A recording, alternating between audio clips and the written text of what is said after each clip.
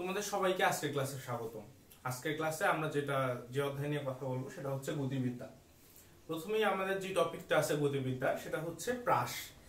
প্রাস মূলত তিন ধরনের হয়। একটা হচ্ছে মানে সমতলে প্রাস, তুমি যেই উচ্চতা থেকে নিক্ষেপ করবা সেই উচ্চতায় যায় পড়বে তোমার বস্তুটা।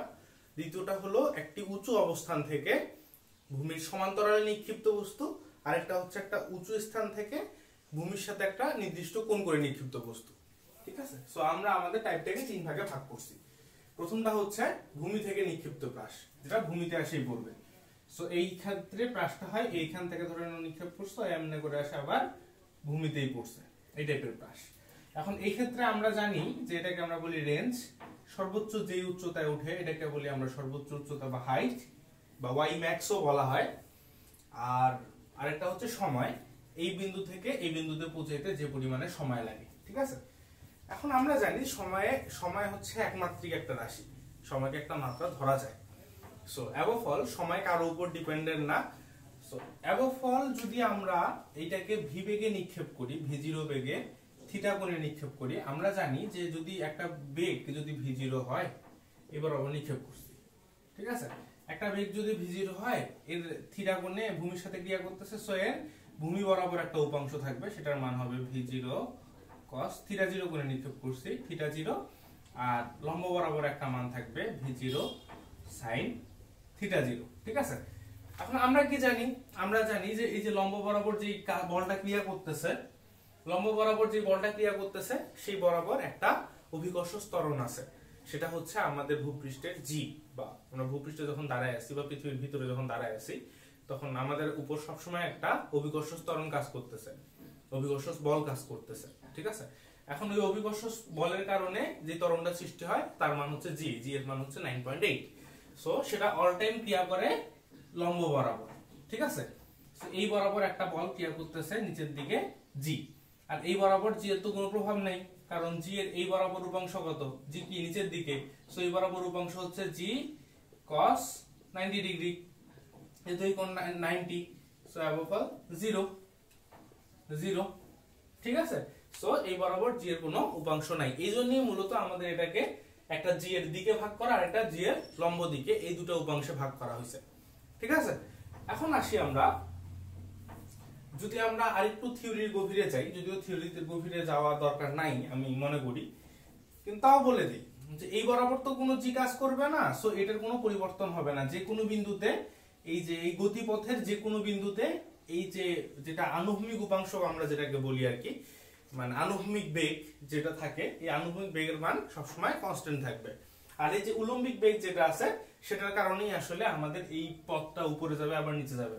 এই যে এইটা বেগের কারণে এইটা বেগ ফার্স্টের দিকে কমবে, কমে এই সর্বোচ্চ বিন্দুতে যায় এই বেগটা হয়ে যাবে 0, বা উলম্ব বেগটা হয়ে যাবে 0, আবার এই বিন্দুতে আসে এই বেগটাই ফেরত পাবে, জাস্ট উল্টো দিকে ফেরত পাবে, কারণ জি কাজ করতেছে একটা, প্রথমে বাধা দিচ্ছিল, পরে ওটাই বেগ বাড়াইতে সাহায্য করছে।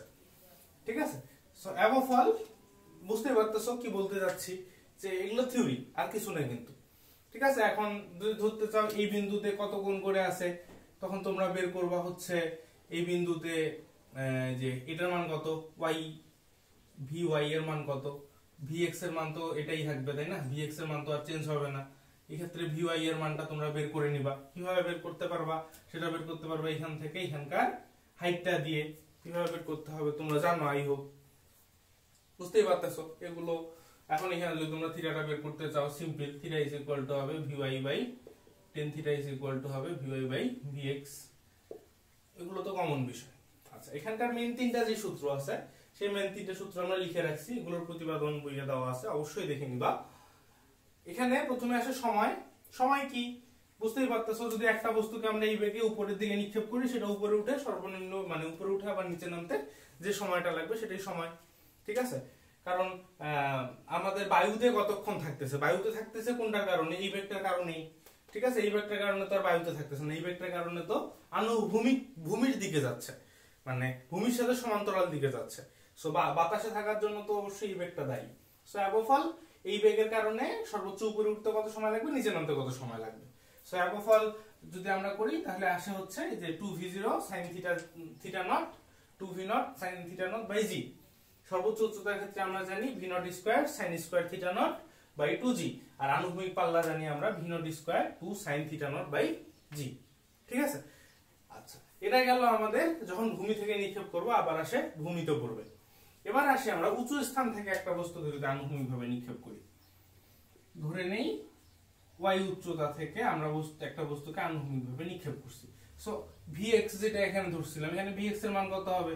vx এর মান হবে v নট, আর vy এর মান কত হবে? বা এই বরাবর বা এই বরাবরই তো, হ্যাঁ vy এর মান কত হবে? 0, কারণ আমরা কি আনুভূমিকভাবে নিক্ষেপ করছি। এখন আনুভূমিকভাবে এর এই যে v নট এর উপর বরাবর 90 ডিগ্রি বরাবর উপাংশ কত হবে? v নট sin 90, ঠিক আছে, বা হ্যাঁ sin 90 বা sin 90 তো না cos 90, সরি cos 90। সো অ্যাবফল উলম্ব বরাবর বেগ হচ্ছে 0। সো কি আমরা এখান থেকে, তাহলে এখান থেকে বস্তুটা এখানে পড়তে কত সময় লাগবে? বুঝতেই পারতেছো, অ্যাবফল যদি আমরা 0 বেগে, তাহলে এইখান থেকে উলম্ব বরাবর বেগ 0, ux = 0 বা v naught x = 0, v naught x = 0 metre per second, metre per second. উলম্ব বরাবর ইয়া কত, সরণ কত, s = y, আর উলম্ব বরাবর অভিকর্ষ ত্বরণ g এর মান হচ্ছে 9.8 মিটার পার সেকেন্ড স্কয়ার। এটা হচ্ছে মিটার পার সেকেন্ড তো না, মিটার, সরি মিটার। তো তিনটা আছে, আমরা সময় বের করে ফেলতে পারি এখান থেকে।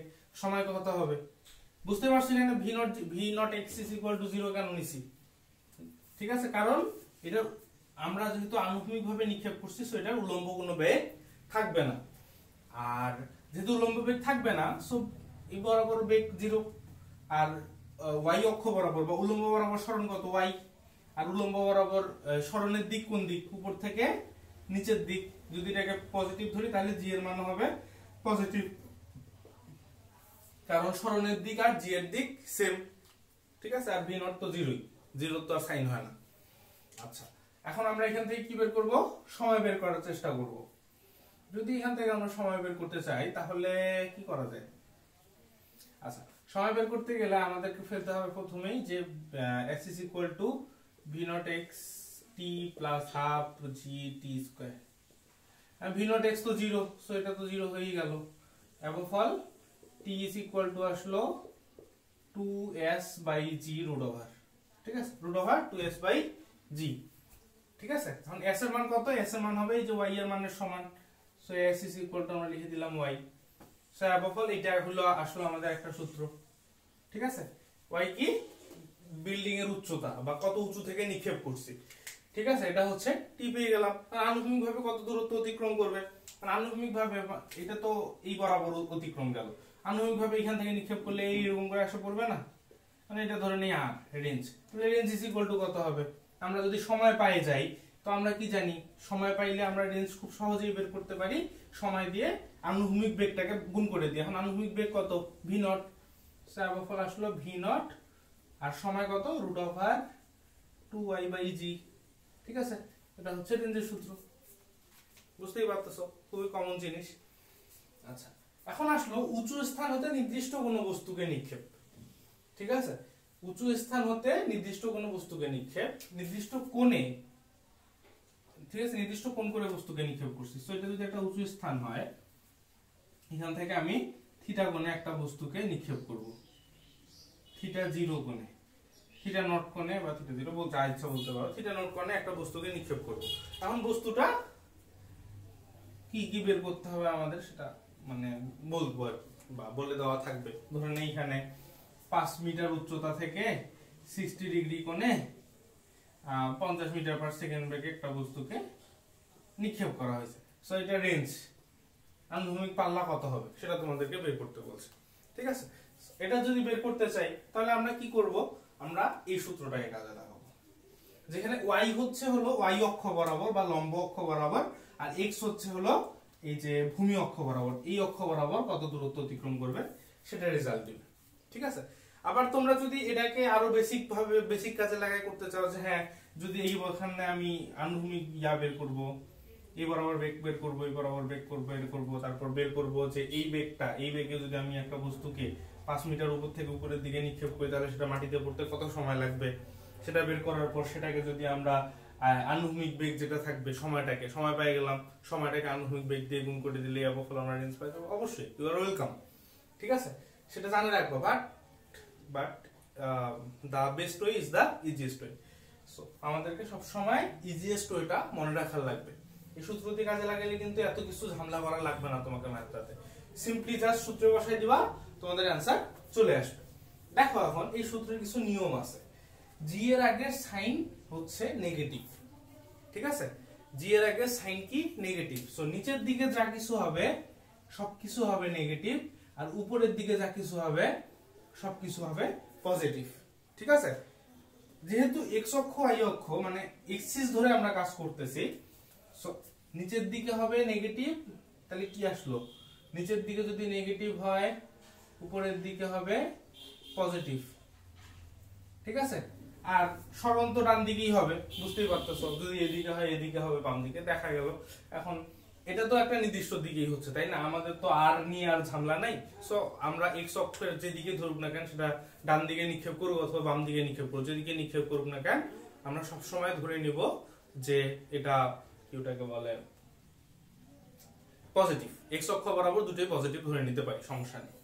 সো অ্যাপোফল আর নেগেটিভ ধরতে পারো, ধরে নাও যে এই ডান দিকে আমাদের এক্স পজিটিভ আর বাম দিকে এক্স নেগেটিভ ধরতে পারো, কোনো সমস্যা নেই, অ্যানসার তোমরা পাবা, ওটা নিয়ে টেনশন করার কিছু নেই। বাট যেটা মনে রাখার লাগবে সেটা হচ্ছে যে উপরের দিকে যদি এই সূত্র কাজে লাগাও তাহলে উপরের দিকে যা কিছু যাবে সবকিছু হবে পজিটিভ, আর নিচের দিকে যা কিছু যাবে সবকিছু হবে নেগেটিভ, ঠিক আছে। আচ্ছা, এবার আমরা আসি যে এই ম্যাথটা কেমনে করব। বলা আছে 5 মিটার উপর থেকে যদি আমরা 50 মিটার পার সেকেন্ড বেগে 60 ডিগ্রি কোণে নিক্ষেপ করি তাহলে কি হবে। আমরা সিম্পলি যে কাজটা করব, এখানে 5 কি, এখানে বস্তুটা প্রথমে ছিল, পরে কোথায় থাকবে, এখানে, ঠিক আছে। সো উলম্বিক ভাবে এর অবস্থান পরিবর্তন কত হয়েছে, উলম্বিক ভাবে অবস্থান পরিবর্তন হয়েছে তাই এতটুকু, ওয়াই অক্ষ বরাবর তার অবস্থান পরিবর্তন হয়েছে এতটুকু, আগে ছিল এইখানে এখন আছে এইখানকার মানে এই সমান্তরালে কোনো একটা বিন্দুতে বা এই অক্ষ বরাবর কোনো একটা বিন্দুতে। আর এক্স অক্ষ বরাবর কতটুকু হয়েছে, এখান থেকে এতটুকু, বুঝতেই পারছো, এটাকে তো আমরা প্লাস ধরেই নিছি। কিন্তু এখানে 5 এর চিহ্নটা কি হবে যদি ওয়াই এর মান বসাই, প্রথমে ছিল উপরে তারপরে আসছে নিচে, সো আসছে কোন দিক, নিচের দিক, সরণ কোন দিক, নিচের দিক, নিচের দিকে যা কিছু হবে সবকিছু মাইনাস, সো y এর মান হবে -5, x এর মান আমরা বের করব 10, থিটা নট এর মান কত 60 degree minus gx square, g x এর মান কত, x এর মান আমরা বের করব 2, v নট এর মান কত 50 স্কয়ার ইনটু cos 60 এর উপর স্কয়ার। অবফল এখান থেকে যদি তোমরা দ্বিঘাত সমীকরণটা সমাধান করো x এর, তাহলে x এর দুটো মান পেয়ে যাবে, ঠিক আছে। সো বুঝতেই পারতেছো আসলে ম্যাথগুলো কিভাবে করে করার লাগবে। অবফল এভাবে করেই 3টা টাইপ চলে আসে। আমি একটা ম্যাথ দেখাবো হয়তোবা, কারণ এখানে একটা ম্যাথ করে দিছি, আসলে দুটো দেখাতে পারি। আচ্ছা দেখি, আমরা এখন ম্যাথে চলে যাই।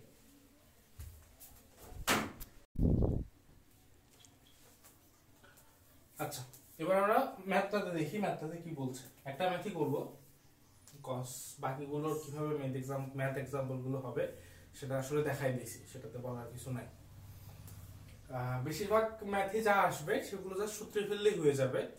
জাস্ট কিছু টেকনিক মনে রাখার লাগবে, যে অ্যাবফল ঘুরে ফিরে যা আসে বইয়ে, মানে প্র্যাকটিসে যেগুলো আসে এগুলোতেই আসবে, এর বাইরে খুব জটিল কিছু আসার কথা না আর কি। আচ্ছা, এটা দেখি, এটা আসছিল বুয়েট 16-17-তে। ম্যাথটাতে যেটা বলা হয়েছে যে যদি 5 মিটার পার সেকেন্ড থেকে আনুভূমিক ভাবে ঝাঁপ দেয় একটা স্ট্যান্ডম্যান, আর এই দুটার মধ্যবর্তী মানে এই বিল্ডিং আর এই বিল্ডিং এর মধ্যবর্তী উচ্চতার পার্থক্য যদি 4.8 মিটার হয় আর মধ্যবর্তী দূরত্ব যদি 6.2 মিটার হয়, তাহলে তোমার প্রতি স্ট্যান্ডম্যানের উপদেশ কি হবে, যে ঝাঁপ দাও না ঝাঁপ দিও না, ঠিক আছে। যদি এখান থেকে এখানে পৌঁছাইতে চায় তাহলে পৌঁছাইতে পারে, তাহলে আমি বলবো ঝাঁপ দাও, যদি বলে না পৌঁছাইতে পারে তাহলে বলবো ঝাঁপ দিও না। তো আমরা কি জানি, যখন আনুভূমিক ভাবে লাফ দেয় তখন y অক্ষ বরাবর বেগ 0, so vy not is equal to 0 meter per second, g is equal to 9.8 meter per second square, আর s is equal to আমরা জানি 4.8 মিটার। ঠিক আছে, যেহেতু g কে পজিটিভ ধরছি s কে আমরা পজিটিভ ধরবো, কারণ উপর থেকে নিচের দিকে g ও নিচের দিকে কাজ করতেছে। ঠিক আছে, এখন দেখো এই তিনটা থেকে আমরা বের করব t। So s is equal to v/0t plus half g t square। So এখানে এটা তো 0 হয়েই গেল, এখানে t is equal to আমরা পাচ্ছি root over 2s by g। So above all root over 2 into s, s এর মান কত 4.8 by 9.8। ঠিক তো, বুঝতে পারছো? এখন যদি এখান থেকে হিসাব করে আমরা সময়টা পেয়ে যাব। এখন দেখো যদি তার আনুভূমিক বেগ 4.5 মিটার পার সেকেন্ড হয়, তাহলে এই সময়টাতে সে হাইয়েস্ট কতটুকু যাবে? তো হাইয়েস্ট যাবে হচ্ছে 4.5 into root over 2.48 by 9.8, sorry 2 into 4.8, 2 into 4.8 by 9.8। ঠিক আছে, এখন দেখো অ্যাবভ এটা গুণ করলে একটা অ্যানসার আসবে, যেটা আমরা পাবো কি পাচ্ছি, এটা কি সেকেন্ড। সো এটা কি বের হলো? এটা বের হলো হচ্ছে আনুভূমিক সরণ s of x। So highest সে এত দূরত্ব অতিক্রম করতে পারবে এই বরাবর। এখন এটা হিসাব করে দেখা যাবে, যদি দেখো আর কি, দেখে যদি বুঝতে পারো যে এইখানে হিসাব করে যে মানটা আসতেছে সেই মানটা এই মানটার থেকে বড়। ঠিক আছে, যদি এই মানটার থেকে বড় হয় তাহলে সে এই দালানে এসে পৌঁছাবে, আর যদি এই মানটার থেকে এই মানটা ছোট হয়ে যায় তখন সে কিন্তু এই দালানে এইখানে পৌঁছাইতে পারবে না, অ্যাবভ এই দিক দিয়ে নিচে পড়ে যাবে। এখানে যদি পৌঁছাইতে পারে সেক্ষেত্রে আমার ইয়া হবে ঝাঁপ দাও পারবা তুমি, মানে উপদেশ হবে ঝাঁপ দাও। আর যদি এখানে এসে পড়ে তাহলে আমার উপদেশ হবে যে ঝাঁপ দিও না। ঠিক আছে, এই ক্ষেত্রে হয়তো বা অ্যানসার হবে ঝাঁপ দিও না। তোমরা বের করে ম্যাথটা করে দেখলেই বুঝতে পারবা। আচ্ছা, আমরা পরের টপিকে চলে যাই।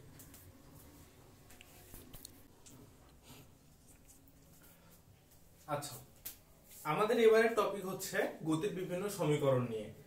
গতির মূলত চারটা ইকুয়েশন আছে, এই চারটা ইকুয়েশন।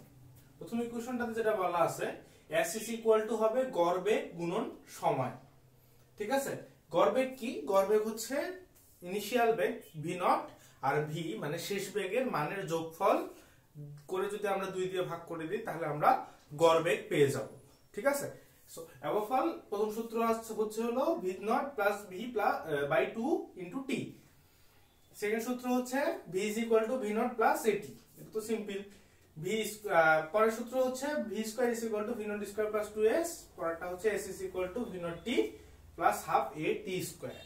ঠিক আছে, এখন এই সূত্রগুলো দুভাবে কাজে হইতে পারে। একটা হচ্ছে একটা ত্বরণ দিয়ে কাজ করতে পারে, ধরে নাও যে কোন একটা গাড়ি আছে, গাড়ির ত্বরণ দিয়ে দিল, অথবা একটা খুব পপুলার ম্যাথ হচ্ছে যে একটা বাস একটা নির্দিষ্ট দূরত্ব সামনে থেকে চলা শুরু করছে, এখন বাসের ক্ষেত্রে একটা ত্বরণ আছে আর একটা লোক পিছন থেকে সমবেগে দৌড়ানো শুরু করছে।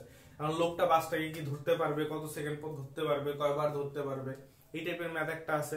এটা মূলত মানে এই বেসিক সূত্রগুলো দিয়ে হয়েছে। আরেকটা আছে হচ্ছে যে টাওয়ার থেকে বল ফেলে দেওয়া বা অভিকর্ষ ত্বরণ দিয়ে কিছু একটা করা।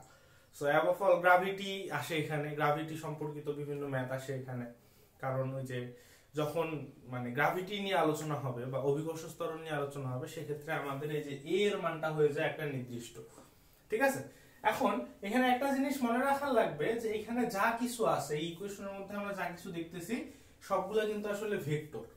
ঠিক আছে, দেখো যদি আমাদের v নটের মান হয় উপরের দিকে, ঠিক আছে, আর g এর মান যদি হয় নিচের দিকে, তাহলে v নটের মান যদি আমরা ধরি প্লাস, তাহলে g এর মান আমাদেরকে ধরা লাগবে মাইনাস, কারণ এদের দিক পরস্পর বিপরীত। ঠিক আছে, সো আমরা যদি চিন্তা করি যে একটা বস্তুকে আমরা যখন উপরের দিকে যাচ্ছে, একটা বস্তুকে উপরে নিক্ষেপ করছে, উপরের দিকে যাচ্ছে, সো যখন উপরের দিকে যাবে তখন জি এর মানটা হবে নেগেটিভ। আবার যদি উপর থেকে একটা বস্তুকে ছেড়ে দেই তখন জি এর মানটা হবে পজিটিভ। ঠিক আছে, এভাবে এই হিসাবগুলো কিন্তু ঠিক করে করার লাগবে। এবং তারপর দেখলা যে এস হচ্ছে জি এর দিকে বা উপর থেকে নিচের দিকে সরণ ঘটতেছে, সেক্ষেত্রে এস পজিটিভ ধরলে জিও পজিটিভ ধরার লাগবে। ঠিক আছে, এই ব্যাপারগুলো কিন্তু মানে অবশ্যই মানে মনে রাখা লাগবে, যদিও তোমাদের জানা উচিত এগুলো সবগুলাই, যেহেতু সেই ক্লাস 8 থেকে পড়ে আসতেছে ওই চারটা সূত্র, এগুলো তো অবশ্যই জানা উচিত, প্রায় 4-5 বছর হয়ে যাচ্ছে তোমাদের। আচ্ছা, এখন এটা গেল হচ্ছে বেসিক কিছু সূত্রের কথা আর কি থাকে। আচ্ছা, ওই যে ম্যাথের অঙ্ক যেটা বললাম, তারপর প্যারাশুটের অঙ্ক থাকে অনেকগুলা, যে একটা আরোহী উপর থেকে প্যারাশুট নিয়ে ঝাঁপ দিছে, তারপর একটা নির্দিষ্ট সময় পর প্যারাশুট খুলছে, প্যারাশুট খোলার পর তার মন্দন হয়েছে এত, তার বা একটা নির্দিষ্ট সময় পর পড়ছে, বলতে হবে যে প্যারাশুট খোলার পর মন্দন কত হয়েছে, অথবা মন্দন দেওয়া আছে বলতে হবে কত সময় পর সে পৃষ্ঠে পৌঁছাবে। এই টাইপের কিছু ম্যাথ আছে। অবশ্যই ম্যাথগুলো তোমরা মানে বইয়ে যা কিছু ম্যাথ পাবে এই সম্পর্কিত জাস্ট গতি সমীকরণ দিয়ে, এই ম্যাথগুলো কিন্তু অবশ্যই তোমরা প্র্যাকটিস করবা বেশি বেশি করে। আর এই ম্যাথ দিয়ে আসলে এই সূত্রগুলো দিয়ে আসলে ভেরিয়েন্টের শেষ নাই। যা কিছু গতিবিদ্যার যা কিছু সূত্র আসবে, যেখান থেকে আসুক না কেন, সব আসবে হচ্ছে এই চারটার উপর ভিত্তি করে। ঠিক আছে? আচ্ছা, এখন চলে যাই আমরা এই সম্পর্কিত ম্যাথ গুলাতে। এই আসলে সূত্র দেখে লাভ নাই, আমরা ম্যাথ দেখলে হয়তো আরো ভালোভাবে বুঝবো। আচ্ছা, এবার আমরা ম্যাথে চলে আসি। দেখি প্রথম ম্যাথটাতে কি বলছে। একটি পাথর একটি নির্দিষ্ট উচ্চতা হতে 5 সেকেন্ড পর ভূমিতে পৌঁছায়। ঠিক আছে? নির্দিষ্ট উচ্চতা হইতে 5 সেকেন্ড পর ভূমিতে পৌঁছায়। তাহলে আমরা শুধুমাত্র এই একটা তথ্য দিয়ে, মানে নির্দিষ্ট উচ্চতা হতে ছেড়ে দিলে যেটা বুঝাইছে আর কি, যে এটা যদি একটা দালান হয়, এর উপর থেকে ছেড়ে দিলে 5 সেকেন্ড পর সে ভূমিতে পৌঁছায়। সো এখান থেকেই আমরা কি কি পাইতে পারি। s is equal to what জানি না, দালানের উচ্চতা তো জানি না, h হবে এখানে যদিও h, আর সময় t is equal to জানি আমরা 5 second, g is equal to জানি আমরা 9.8 মিটার পার সেকেন্ড স্কয়ার, আর ছেড়ে দেওয়া হয়েছে। ঠিক আছে? যে যখন দেখবা যে কোশ্চেনে বুঝাচ্ছে না কিছু স্পষ্টভাবে যে কত বেগে ছাড়ছে, উপর থেকে নিচের দিকে বিশেষ করে যদি বস্তু পড়ে যায়, সেক্ষেত্রে আমরা ধরে নিব বা আসলে এটাই বোঝায় যে আসলে সে ছেড়ে দিছে জাস্ট। ঠিক আছে? সো যদি ছেড়ে দেয় তাহলে v naught is equal to হবে 0 মিটার পার সেকেন্ড। ঠিক আছে? এখন এখান থেকে আমরা h বের করে ফেলতে পারি। h is equal to হবে v naught t plus half gt square. So অবফল কত আসলো, হাফ ইনটু g এর মান হচ্ছে 9.8 ইনটু t এর মান হচ্ছে 5 5 এর 25, t এর মান 5, 5 এর উপর স্কয়ার হলে হয় 25। অবফল এখান থেকে আমরা একটা হাইট পেয়ে যাব। ঠিক আছে? যা যতই আসুক না কেন, হাইট একটা আসবে আর কি। এটা হিসাব করে আমরা একটা হাইট পেয়ে যাব। আবার কি বলছে, যদি 3 সেকেন্ড পর পাথরটিকে থামায় দেওয়া হয়। ঠিক আছে? তাহলে কি, উপর থেকে একটা স্থির অবস্থা একটা জাস্ট পাথরকে ছেড়ে দিছে, ছেড়ে দেওয়ার পর 3 সেকেন্ড নিচে পড়ছে, নিচে পড়ার পর আবার ওখানে থামায় দেওয়া হয়েছে, থামাই দিয়ে আবার ছাড়ে দিছে। ঠিক আছে? দেখো কি বলছে, আবার পড়তে দেওয়া হয়, থামিয়ে আবার পড়তে দেওয়া হয়, তবে কত সময় পর সেটি মাটিতে পড়বে। তো আমরা কি করব, এখানে তারপরে যে 3 সেকেন্ডে কতটুকু যাবে সেটা বের করে নিব সেম টু সেম ভাবে এখানে। তখন শুধু হবে t1 is equal to 3 second. So অ্যাবফল h1 is equal to v naught t plus half g t1 square। v naught t তো 0, half into 9.8 into 3 3 9। অ্যাবফল হিসাব করে আমরা একটা মান পাবো। ঠিক আছে? এখন দেখো এই উচ্চতা থেকে ছেড়ে দিছে 3 সেকেন্ডে, কি এখানে কোন একটা জায়গায় থাকবে, এর ভিতরেই তো, তাই না? মাটিতে তো পড়বে না, মাটিতে পড়তে 5 সেকেন্ড লাগে। 3 সেকেন্ডে এখানে যায় আবার আমরা v naught করে দিছি 0। ঠিক আছে?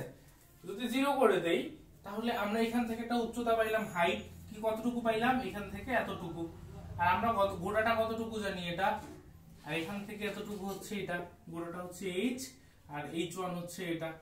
সো অ্যাবফল এটা যদি হয় h2, সো আমরা কি লিখতে পারি, h2 is equal to h minus h1। h কত, half into 9.8 into 25 minus half into 9.8 into 9।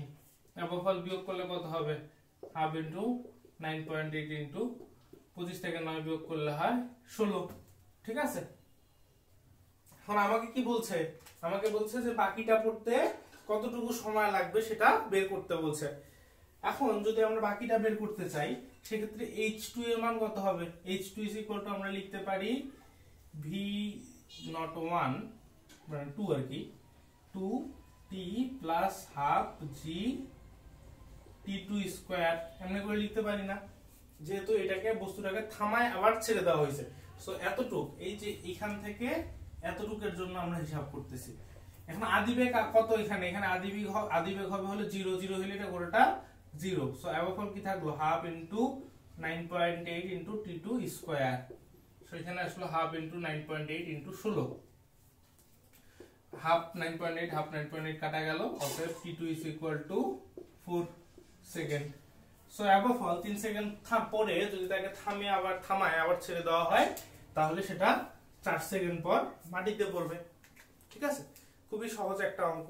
আসলে এই যে যেটা বললাম আর কি, 4টা সূত্র দিয়ে যে কত ভাবে মানে হাজার রকম ভাবে ম্যাথ আসতে পারে।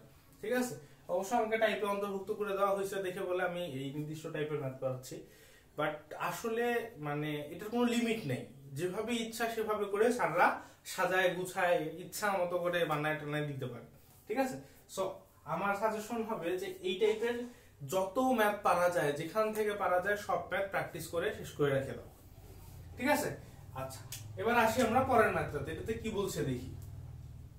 এটাতে যেটা বলছে যে একটি রকেট খাড়াভাবে উপরের দিকে নিক্ষেপ করা হলো। এখন যখন নিক্ষেপ করছে প্রথমে তার বেগ ছিল হচ্ছে 0। ঠিক আছে, যখন মাটিতে এইভাবে রকেটটা থাকবে তখন তার বেগ কত হবে, 0ই। ঠিক আছে, প্রথমে খাড়া উপরের দিকে 20 মিটার পার সেকেন্ড স্কয়ার ত্বরণ দেওয়া হয়েছে। এটার উপর ত্বরণটা হয়েছে কত, 20 মিটার পার সেকেন্ড স্কয়ার ত্বরণ। উপরের দিকে চলা শুরু করছে, 10 সেকেন্ড গেছে, যাওয়ার পর সুইচ বন্ধ হয়ে গেছে। এখন সুইচ বন্ধ হওয়া মানে তো রকেটটা থামে যাওয়ার না, তাই না? এখন রকেট তো একটা বেগ তো আসেই, যেহেতু 10 সেকেন্ড ধরে 20 মিটার পার সেকেন্ড স্কয়ার ত্বরণে চলছে, সো একটা নির্দিষ্ট বেগ সে লাভ করছে। তো বেগটা কত আমরা বের করব, সরণ কত সেটা আমরা বের করব। অ্যাবভ অল আমাকে বলতে হবে যে এটা সর্বোচ্চ কত উচ্চতায় পৌঁছাবে, আমার কিন্তু কোশ্চেন এটা। সো অ্যাবভ অল যদি আমরা বের করতে চাই, এখানে রকেট স্টার্ট করি সুন্দর করে, ধরে এখান থেকে রওনা দিছি, 10 সেকেন্ড ধরে এখানে আসছে, তারপর এখানে আসার পর সুইচ হয়ে গেছে বন্ধ। সুইচ বন্ধ হওয়ার পরও কিছু দূর যাবে এটা। ঠিক আছে, এটাকে আমরা ধরে নিই H1 T1 আর এটাকে ধরে নিই H2। আচ্ছা T1 কি কাজে লাগবে, আচ্ছা T1 না ধরে নেই, এখানকার যা কিছু আছে 1, এখানকার যা কিছু আছে 2। ঠিক আছে, আচ্ছা এখন নিচের ক্ষেত্রে হিসাব করি, নিচের T1 কত হবে, বা আচ্ছা T1 তো লাগবে না, আমাদের আসলে দুইটা জিনিস লাগবে। যে প্রথমে আদিবেগ 0, v0 হচ্ছে 0, g কত, আচ্ছা উপরের দিকে এত ত্বরণে চলতে শুরু করছে। ঠিক আছে, সো ত্বরণ কিন্তু দিয়ে দেওয়া আছে, সো a এখানে কাজ করবে 20 মিটার পার সেকেন্ড স্কয়ার।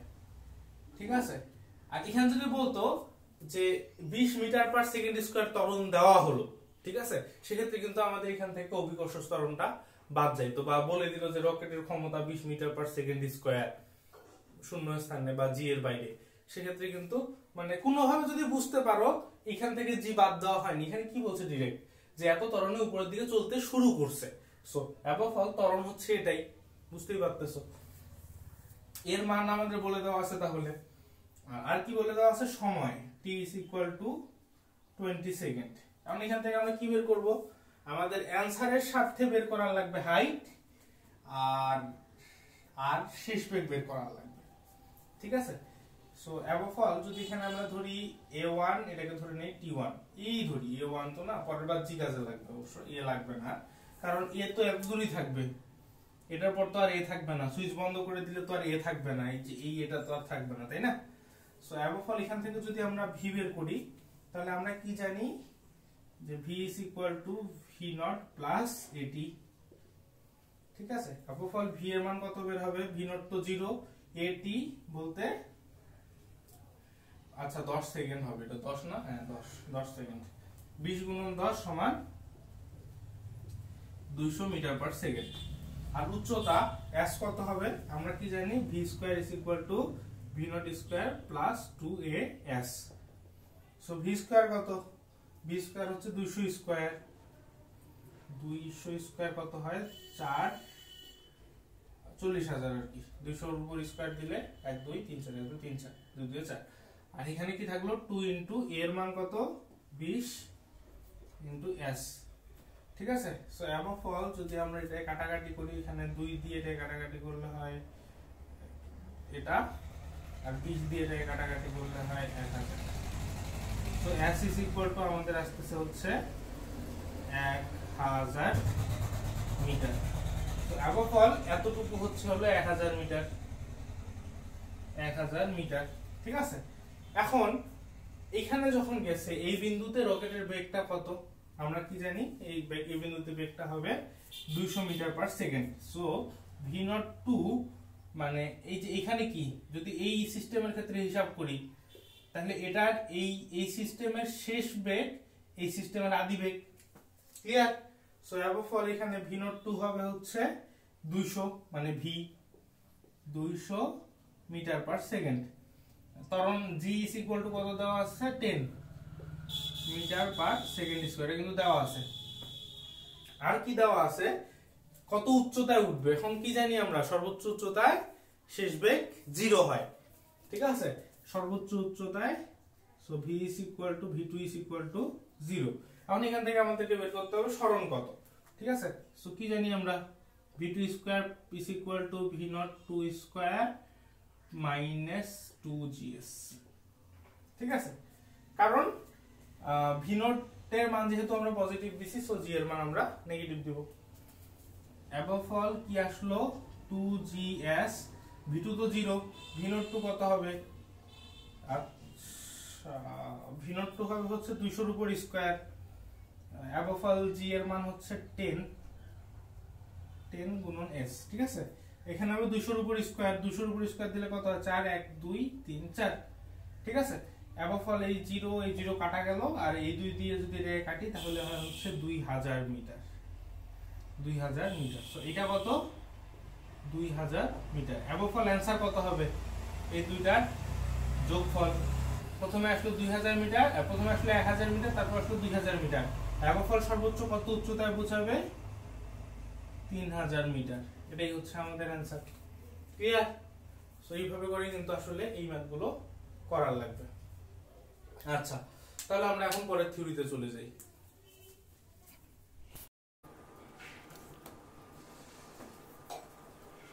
আমরা পরের টাইপের ম্যাথে চলে আসি।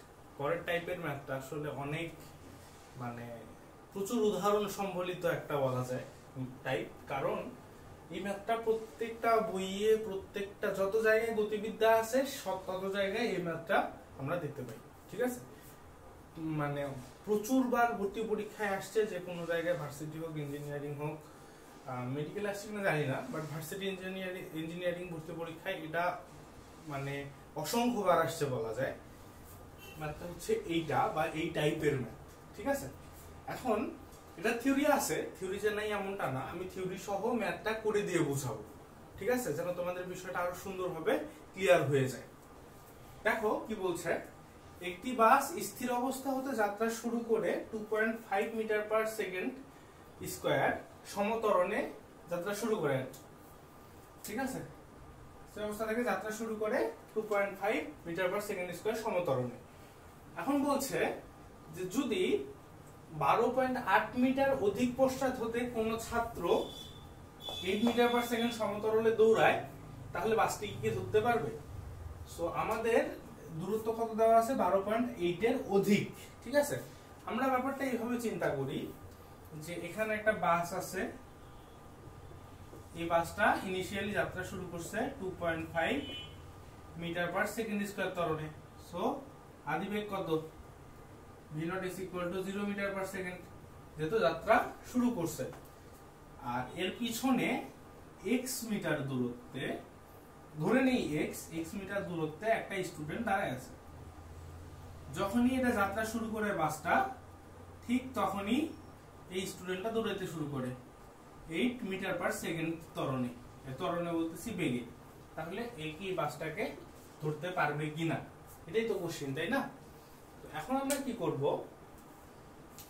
আমরা বের করব যে এই বাসটা আসলে এই বরাবর কত দূর যাওয়ার পর এই যে স্টুডেন্টটা এই বাসটাকে ধরতে পারবে। বা আমরা এইভাবে চিন্তা করতে পারি যে কি বলছে এত সেকেন্ডে সমতরণে, সো এটা যখন যাওয়া শুরু করছে এও দৌড়ানো শুরু করছে। ঠিক আছে, ধরে নেই এই বাসটা এত দূর আসছে, যখন এই বাসটা এত দূর আসছে এই স্টুডেন্টটাও এত দূর আসছে। ঠিক আছে, এটা ধরে নি কত y মিটার আসছে, ঠিক আছে। এখন চিন্তা করো y is equal to আমরা লিখতে পারি হচ্ছে, ধরি সর্বমোট সময় লাগছে 3, মোট সময় গেছে t, ঠিক আছে, t সেকেন্ড। সো এই যে বাসের ক্ষেত্রে এখানে আসতে t সেকেন্ড সময় লাগছে, স্টুডেন্টের ক্ষেত্রে এই জায়গায় আসতে t সেকেন্ড সময় লাগছে।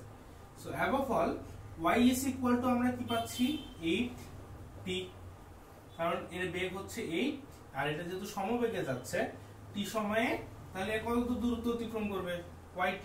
সো এটা হবে x + y, ঠিক আছে। কারণ এই যে স্টুডেন্টটা দৌড়ানো শুরু করছে, যে ছাত্রটা দৌড়ানো শুরু করছে, ওকে কিন্তু এই x দূরত্ব অতিক্রম করার লাগবে y এ পৌঁছানোর জন্য, মানে এই বাসকে ধরার জন্য x + y। আর বাস কতটুকু অতিক্রম করবে? শুধু y, ঠিক আছে। এখন শুধুমাত্র যদি বাসের ক্ষেত্রে হিসাব করি তাহলে y is equal to হবে ut মানে v naught t plus half at square, v naught কত 0, সেটা চলে গেল। So y is equal to কি আসতেছে হাফ a, এর মান কত 2.5 into t square, ঠিক আছে। অ্যাবভ অল যদি আমরা এখানে y এর মানটা এটা বসায় দেই তাহলে কি আসে x plus half into 2.5, so above all 2.5 এর হাফ কত হয় 1. আর এর হাফ কত হয় 1.75 হয় না 1.25 এই যে 2 দিয়ে আর একে ভাগ করলে যা আসে t স্কয়ার। এই যে y এর মানটা এখান থেকে নিয়ে বসাই দিলাম is equal to 8t, ঠিক আছে। দেখো কি করলাম আমরা এখানে। এখন এটাকে যদি এই পাশে নিয়ে যাই, সরি এটাকে যদি এই পাশে নিয়ে আসি 1.25t square minus 8t plus x is equal to 0, ঠিক আছে। এটা আমাদের একটা ইকুয়েশন আসলো, যে ইকুয়েশনের মাধ্যমে আমরা যদি t সলভ করি, বা এই ইকুয়েশনটা দিয়ে আসলে বোঝাচ্ছে কি যে t আর যদি x দূরত্বে থাকে, এই যে এই দূরত্বটা যদি x হয়, মানে বাসের যদি x পিছনে x মিটার পিছনে, এটা দুটো মিটার দিই, যেহেতু সবকিছু মিটারে হিসাব হচ্ছে একক তো মিটারই হবে, তাই না। আচ্ছা, সো এই বাস থেকে যদি স্টুডেন্টটা x মিটার পিছনে থাকে, তাহলে এখানকার এই ইকুয়েশনটা সলভ করে আমরা t এর মান দুইটা বের করতে পারবো, ঠিক আছে। সো অ্যাবভ অল t এর মান যদি আমাদের গ্রহণযোগ্য বের হয়, ভালোভাবে মানে লক্ষ্য করো, যদি t এর মান গ্রহণযোগ্য বের হয়, t এর একটা ভ্যালিড মান আমরা যদি এখান থেকে পাই, তাহলে আমরা এখানে কি বলতে পারবো যে এই যে ইয়াটা আছে বাসটাকে, এই স্টুডেন্টটা যে আছে এ বাসটাকে ধরতে পারবে, ঠিক আছে। যদি কোনো ভ্যালিড মান না পাই তাহলে বুঝবো যে ধরতে পারবে না। এখন এখানে একটা ভ্যালিড মান পাওয়ার জন্য কি হওয়ার লাগবে? এটা নিশ্চয়ক 0 থেকে বড় হওয়ার লাগবে। আমরা জানি যে একটা দ্বিঘাত সমীকরণে তখনই আমরা ভ্যালিড মান পাই যখন নিশ্চয়কের মানটা 0 থেকে বড় হয়, ঠিক আছে। এখন এখানে যদি নিশ্চয়কের মান আমরা 0 থেকে বড় করতে চাই, সো নিশ্চয়ক কি হবে এখানে t এর সহগ 8 স্কয়ার মাইনাস a এর সহগ কত জানো? আচ্ছা 4ac, sorry b square minus 4 into a, আচ্ছা লিখে নেই b স্কয়ার মাইনাস 4ac ওয়াল লাগবে হচ্ছে 0 থেকে বড় অথবা সমান, তাহলেই শুধুমাত্র আমাদের কি ওটাকে বলে ভ্যালিড একটা মান পাবো। সো b এর মান কত 8 আসতে আসতে 64 মাইনাস 4 ইনটু a এর মান কত 1.25 ইনটু c এর মান কত x। সো এখান থেকে দেখো আমরা একটা x এর মান পাবো, ঠিক আছে। সো এখানে আসলো 64 মাইনাস 5x 0, সো 64 এদিকে পক্ষান্তর করে নিয়ে গেলাম একে, সো এখান থেকে 64 হবে, এখানে 64 x আসে হচ্ছে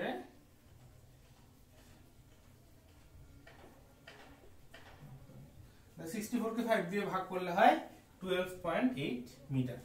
সো যদি x এর মান 12.8 মিটারের ছোট হয়, তখনই শুধুমাত্র আমরা মানে এই যে স্টুডেন্টটা যে আছে সেই বাসটাকে ধরতে পারবে, বোঝা গেছে?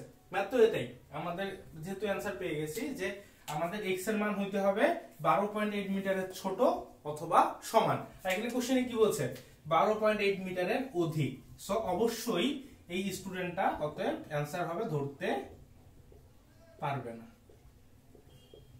না, কারণ আমাদের শর্ত কি দেওয়া আছে যে স্টুডেন্টটা আছে 12.8 মিটারের অধিক পিছনে।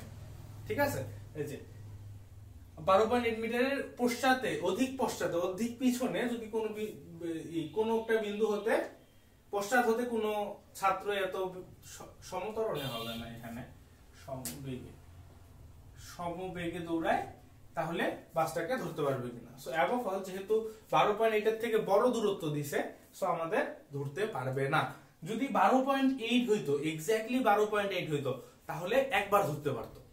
ঠিক আছে, এখন দেখি কিভাবে একবার ধরতে পারতো। এই নিশ্চয়কের মানটা, এই যে আমরা কি জানি যে যদি নিশ্চয়কের মানটা 0 সমান হয়, so b² - 4ac is equal to যদি 0 হয়।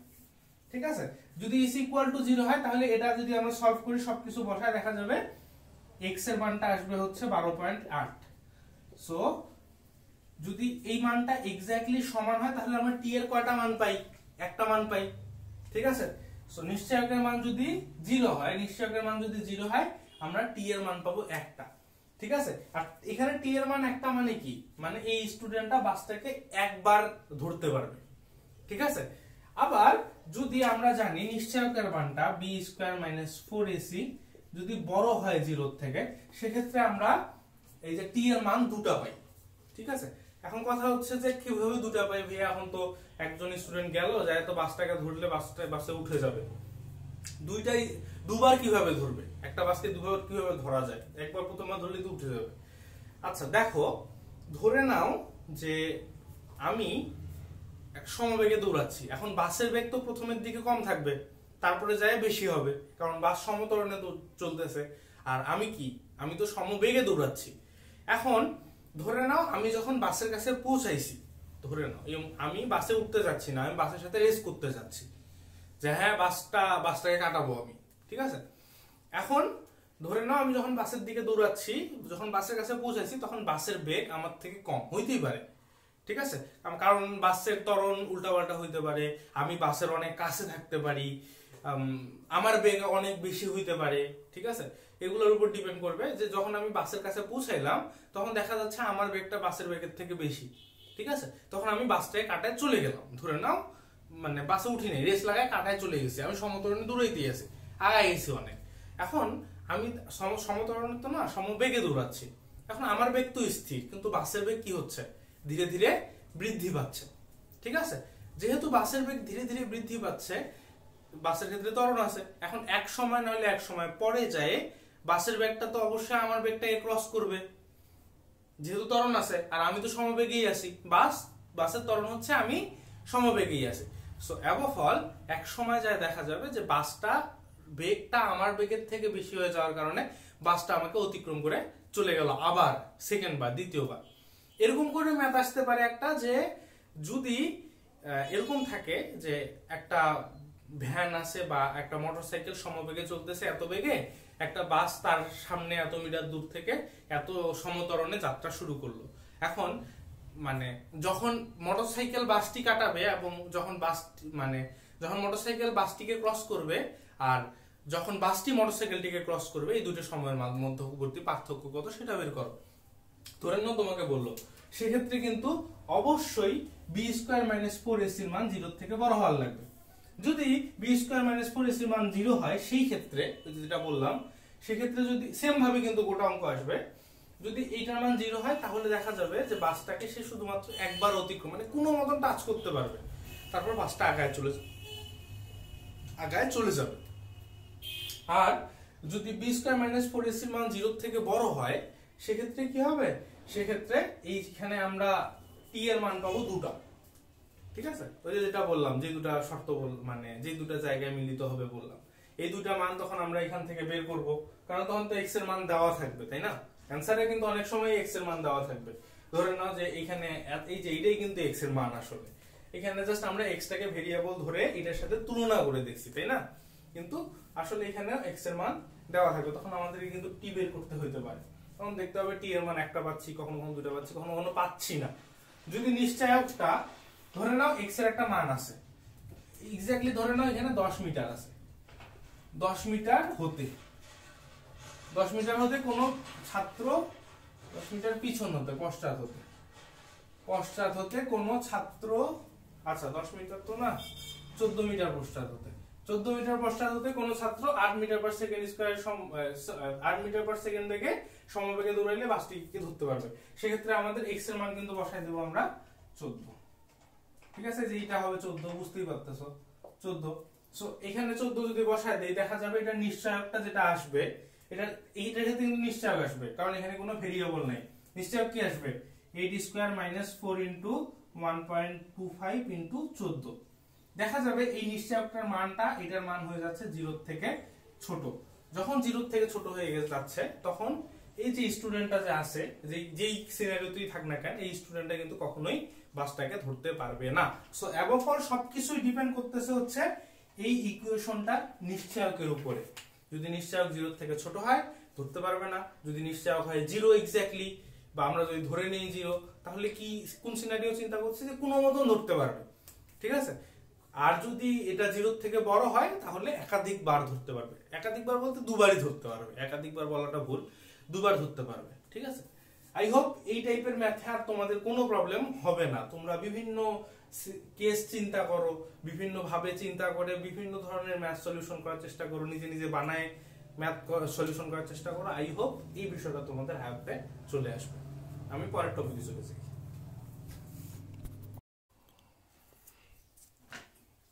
আচ্ছা, আমাদের পরের টপিকটা হলো তক্তার ম্যাথগুলো।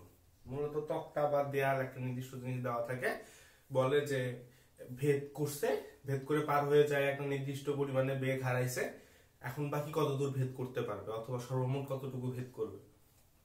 ঠিক আছে, বা ধরে নাও বলছে যে 2 মিটার ভেদ করে বা 2 সেন্টিমিটার ভেদ করে অর্ধেক বেগ হারাইলে আর কতটুকু ভেদ করবে, এই টাইপেরও থাকতে পারে। এখন এই টাইপের ম্যাথগুলো মেইনলি মানে অনেকে অনেক নিয়মে করে দেখছি, অনেকে শর্টকাট মুখস্থ করে। যেমন একটা খুব কমন শর্টকাট আছে যে যদি ভেদ করে অর্ধেক বেগ হারায় তাহলে আর 3/1 প্রবেশ করবে, এই টাইপের কিছু একটা আছে হয়তো। কিন্তু মেইনলি এই ম্যাথগুলো গতিশক্তির হিসাব করে আসলে খুব সহজেই সলভ করে ফেলা যায়। ঠিক আছে, যে যদি একটা মানে ইনিশিয়ালি যে গতিশক্তিটা থাকবে, যত একটা তক্তা বা একটা দেয়ালের যত ভিতরে প্রবেশ করবে তার গতিশক্তিটা তত কমতে থাকবে। ঠিক আছে, এটাই হচ্ছে মেইন থিওরি। এখন এই থিওরির উপর ডিপেন্ড করে আসলে সব ম্যাথ করে ফেলা যায় তক্তা। যেমন এটা ছিল বুয়েটে 11-12 সালে হয়তোবা। দেখি এখন ম্যাথটাতে কি বলছে, একটু জটিল ভাবে দেওয়া আছে, বাট দেখো বলছে যে একটি রাইফেলের গুলি 5 সেন্টিমিটার পুরু দুইটি তক্তাকে ভেদ করে থেমে যায়। ঠিক আছে, সো এখানে দুটো 5 সেন্টিমিটার পুরু তক্তা আছে, রাইফেলের গুলিটা এদিক দিয়ে ঢুকে এখানে এসে থেমে যায়। ঠিক আছে, কারণ এটা দুটো তক্তা, এটা 5 সেন্টিমিটার, এটাও 5 সেন্টিমিটারের দুটো তক্তাকে ভেদ করে থেমে যায়। এখন দেখো তার মানে কি, একটা তক্তাকে ভেদ করার পর এটা ইনিশিয়ালি যে গতিশক্তি ছিল, গতিশক্তি তার অর্ধেক হয়ে গেছে। ক্লিয়ার, বুঝতেই পারতেছো? কারণ গতিশক্তি কি বলছি, যত ভিতরে প্রবেশ করবে তত গতিশক্তি হারাবে। এখন সর্বোচ্চ এখানে আসে 0 হয়ে গেছে গতিশক্তি, তাহলে এই মাঝখানে গতিশক্তি কত থাকবে, অর্ধেক। ঠিক আছে, এখন আবার সেম ভাবে একটা দেয়ালের ভিতরে, এটা একটা দেয়াল, যে দেয়ালটা হচ্ছে 20 সেন্টিমিটার দেওয়াল, ধরে নাও 20 সেন্টিমিটার দেওয়াল। এখন এই 20 সেন্টিমিটার দেয়ালের ভিতরে 20 সেন্টিমিটার প্রবেশ করে গুলিটা থেমে যাবে। ঠিক আছে, এখন বলছে যে এই দেয়ালটার সামনে যদি আমরা এরকম একটা তক্তা লাগায় দেই 5 সেন্টিমিটার পুরু, তাহলে এই দেয়ালের ভিতরে গুলিটা কত দূর প্রবেশ করবে। আমাদের সিম্পল কোশ্চেন এটা করা হয়েছে। এখন দেখো দেখি দেয়ালটাকে আমরা দুই ভাগে ভাগ করে নিই। প্রথমে শুধুমাত্র যখন দেয়াল ছিল এই তক্তা বাদ দিয়ে, তখন দেয়ালের ঠিক হাফে মানে 10 সেন্টিমিটার দূরে গুলিটা যখন প্রবেশ করতেছিল এদিক দিয়ে, ঠিক 10 সেন্টিমিটার দূরে গুলিটার গতিশক্তি এই ইনিশিয়ালি গতিশক্তির অর্ধেক হয়ে গেছিল না। ঠিক আছে, সো অ্যাবভ অল বাকি হাফ গতিশক্তি নিয়ে সে 10 সেন্টিমিটার প্রবেশ করছে। ঠিক আছে, সেম টু সেম ভাবে যদি এর সামনে একটা তক্তা লাগায় দেই, তাহলে এই একটা তক্তা কতটুকু খায়? অর্ধেক গতিশক্তি খেয়ে ফেলবে। যদি অর্ধেক গতিশক্তি খেয়ে ফেলে তাহলে দেয়ালের ভিতরে আর কতটুকু যাবে? 10 সেন্টিমিটার যাবে। সো অ্যাবফল আমাদের কিন্তু কিছুই করার লাগলো না, জাস্ট এমনিতেই ম্যাথটা হয়ে গেল। ঠিক আছে, খুবই সিম্পলি ম্যাথটা হয়ে গেল। এখন আসি যেটা আমাদের সব থেকে কমন ম্যাথ, যেটা মানে হাজার হাজার বার আসছে অলরেডি বলা যায় পরীক্ষায়। সে হাজার হাজার বার হবে না হয়তো, বাট আসছে, প্রচুর আসে। সেটা হচ্ছে যে যদি 6 সেন্টিমিটার পুরো একটি কাঠের মধ্যে একটি গুলি, মানে 6 সেন্টিমিটার কাঠকে গুলি ভেদ করে অর্ধেক বেগ হারায়, তাহলে আরেকটা কাঠ রাখলে বা একটা গুলি একটা পুরো কাঠের তক্তার ভিতরে 6 সেন্টিমিটার প্রবেশ করে অর্ধেক বেগ হারায়। ঠিক আছে, তাহলে এখানে আর কত দূর সে প্রবেশ করতে পারবে? ধরে নিই x সেন্টিমিটার প্রবেশ করতে পারবে, x সেন্টিমিটার প্রবেশ করতে পারবে। ঠিক আছে, কি বলছে? 6 সেন্টিমিটার প্রবেশ করে অর্ধেক বেগ হারাইছে। সো অ্যাবভ অল যদি ইনিশিয়ালি গতি হয় v, তাহলে সর্বমোট গতিশক্তি কত? Half m v square. এখন 6 সেন্টিমিটার প্রবেশ করে কতটুকু গতি হারাইছে? হাফ m, অর্ধেক হইছে এখানে বেগ কত? v/2। কারণ বলছে কি 6 সেন্টিমিটার প্রবেশ করে বেগ হয়ে গেছে অর্ধেক, সো এখানে আসলো v/2 স্কয়ার, প্লাস আর কতটুকু প্রবেশ করবে? x centimetre. এখন যদি সেটা x সেন্টিমিটার প্রবেশ করে, একটা জিনিস চিন্তা করো, এটা যদি x সেন্টিমিটার প্রবেশ করে, আর ধরে নেই যে এটা এটা তো বাধাদানকারী একটা বল আছে, তাই না? বাধাদানকারী বলটা হচ্ছে F, আর এটা প্রবেশ করছে কত? x centimetre. ঠিক আছে, সো অ্যাবভ অল আমরা এখান থেকে যেটা এক্সট্রা গতিশক্তি আছে সেটা ফার্স্টে বের করে নেওয়ার চেষ্টা করি। যে দেখো এখানে আসে তার গতিশক্তি ক্ষয় হয়ে গেছে, এখানে আসে তার গতি হয়েছে কত? v/2। ভালোভাবে কিন্তু খেয়াল করো, এখানে আসে তার গতি হয়েছে কত? v/2। সো অ্যাবভ অল এই গতিশক্তিটা আমরা পাচ্ছি বের হওয়ার পর, এখান থেকে বের হওয়ার পর আমরা পাচ্ছি হলো এই গতিশক্তিটা। ঠিক আছে, এটা হচ্ছে সর্বমোট গতিশক্তি। ঠিক আছে, এটা হচ্ছে আমাদের এক্সট্রা গতিশক্তি, প্লাস আমরা এখান থেকে এর বাধাদানকারী বলটা বের করব। ঠিক আছে, এখন দেখো বাধাদানকারী বল কার? এই তক্তাটা, গোটা তক্তাটারই তো বাধাদানকারী বল সেমই হবে। ধরে নিই F, বাধাদানকারী বল হচ্ছে F, বা আচ্ছা F-ই ধরি। এখন দেখো যে এইটা তো বাকি আছে, মোট শক্তি এটা আমাদের বুলেটের মধ্যে এই শক্তিটা বাকি আছে, প্লাস তক্তা খাইছে কতটুকু? Fs। তক্তা এতটুকু কাজ করছে, কাজ করা মানে কি? শক্তিটা খেয়ে নেওয়া বা অ্যাবজর্ব করে নেওয়া। এই Fs শক্তিটা খাইছে হচ্ছে তক্তাটা। এখন s এর মান কত? s এর মান হচ্ছে হলো 6 সেন্টিমিটার। আচ্ছা s ই লিখে দিই, আমরা জানি s এর মান হচ্ছে 6 সেন্টিমিটার। ঠিক আছে, এখন দেখি যে আমাদের হিসাব করে এখান থেকে কিছু আনতে পারি কিনা। এখান থেকে কি আসতেছে? যে দাঁড়াও, এখানে আসতেছে হাফ m v স্কয়ার, এখানে আসতেছে 1/2m into v square by 4 plus fs।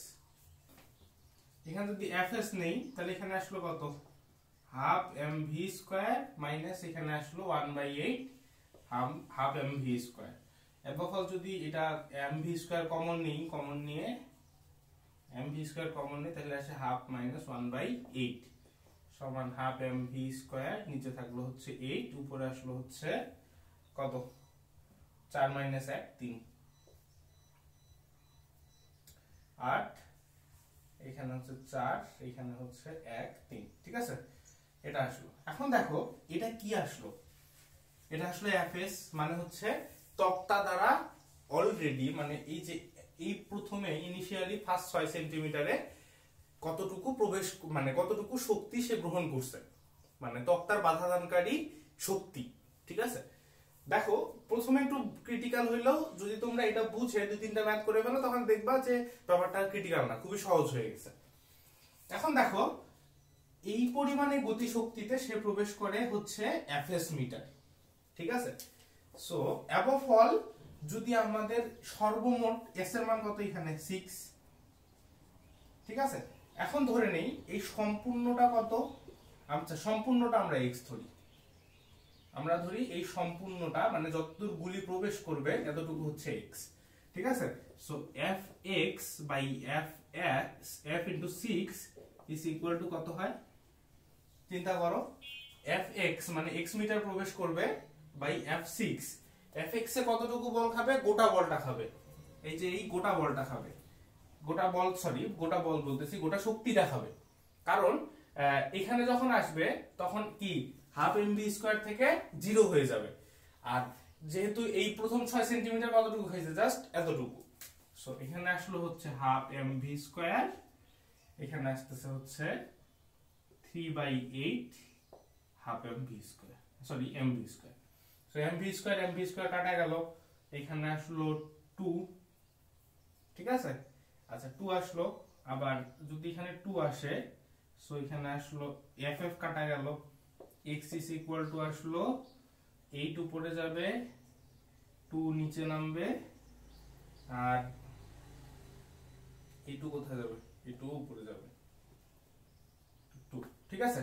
So above all 2 কেটে গেল, आंसर কত আসলো 8 সেন্টিমিটার। সো x এর মান আমরা কত পাইলাম, x এর মান পাইলাম আমরা 8 সেন্টিমিটার। তাহলে এতটুকু কত হবে, গোটাটা যেহেতু 8, এটা যদি 6 হয় তাহলে এতটুকু হবে 2 সেন্টিমিটার। এখন তোমরা শর্টকাট কি মনে রাখো, শর্টকাট মনে রাখো, যদি 6 সেন্টিমিটার প্রবেশ করে অর্ধেক বেগ হারায় তাহলে যাবে আর 2 সেন্টিমিটার, বা 6/3 দিয়ে ভাগ করে দাও, যে অর্ধেক বেগ হারাইলে আর প্রবেশ করবে হচ্ছে যতটুকু ঢুকছে তার 3 ভাগের 1 ভাগ আর প্রবেশ করতে পারবে আর কি। সো অ্যাবভ অল এভাবে করেই কিন্তু আসে आंसरটা 8 সেন্টিমিটার, ঠিক আছে। এটা কিন্তু দা বেস্ট ওয়ে এই টাইপের ম্যাথ গুলো সলভ করার। এখন এখানে আমি বলছি অর্ধেক বেগ হারাইছে, তোমাদের কিন্তু এই জায়গায় আরো অন্য কোনো বেগ হারাইতে পারে, যেমন ধরে নাও v এর মান 4 ভাগের 1/4 হয়ে গেছে, সেই ক্ষেত্রে তোমরা কি করবা, এই যে এখানে v/2 এর মানটা 1/4 দিয়ে দিবা, বাকি গোটা প্রসিডিউর সেমই থাকবে, ঠিক আছে। এক্সট্রা কোনো ঝামেলা নেই, খুবই সহজে এই টাইপের সব ম্যাথ সলভ করতে পারবা। আমি পরের টাইপে চলে যাই।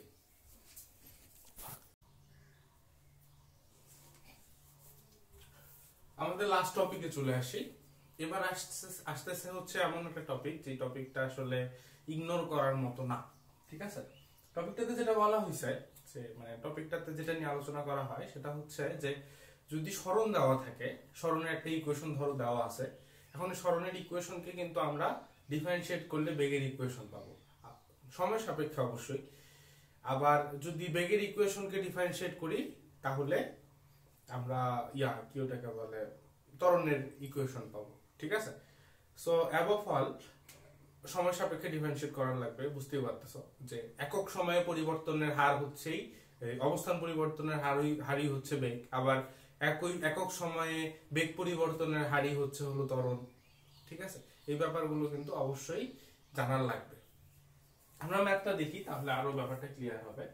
কোন বস্তুর অবস্থান 7x² + 4 দিয়ে প্রকাশ করা হলো, এখানে x না থাকে, তোমাদের থাকবে হচ্ছে t, কিন্তু যদি x থাকে আর অবস্থান যদি x দিয়ে বোঝায়, অবস্থান সাধারণত x দিয়ে বোঝায় না, অবস্থান t দিয়ে বোঝাবে, মানে এখানে x থাকবে না আর কি, কারণ এটা বোঝাচ্ছেই হচ্ছে x অক্ষ বরাবর, আমার ভুলে ওখানে x দিয়েছিলাম, বাট t থাকে।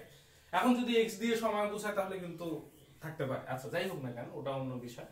যদি এটা দিয়ে একটা বস্তুর অবস্থান বোঝায়, মানে t এর সাথে সাথে s এর পরিবর্তন হচ্ছে, t এর মান 1 হইলে s এর মান হবে আলাদা একটা অন্য কিছু, প্রকাশ করা হলো 5 সেকেন্ড পরে বস্তুর বেগ আর ত্বরণ কত সেটা বের করতে বলছে। দেখো আমাদের কি দেওয়া আছে, অবস্থান।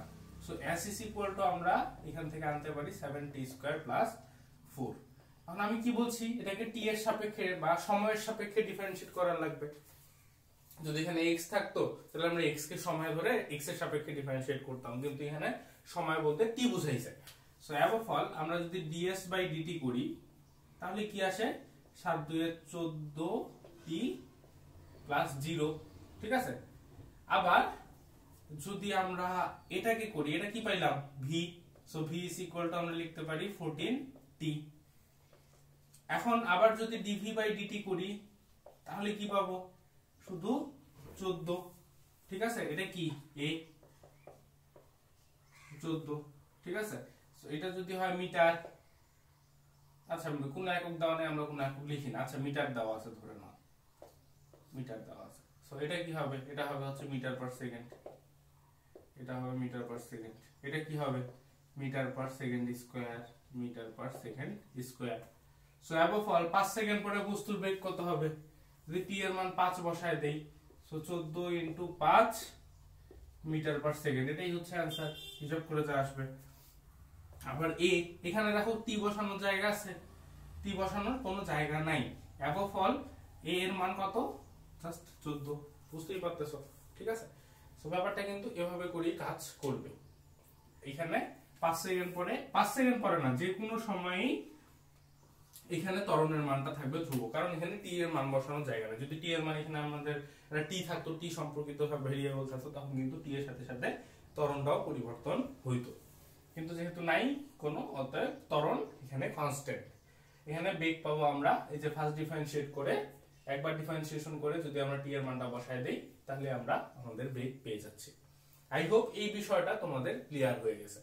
আর এই অধ্যায়ে আরেকটা জিনিস ইম্পর্টেন্ট আছে, সেটা হচ্ছে কেন্দ্রমুখী ত্বরণ। কেন্দ্রমুখী ত্বরণের মান a হয় v²/r।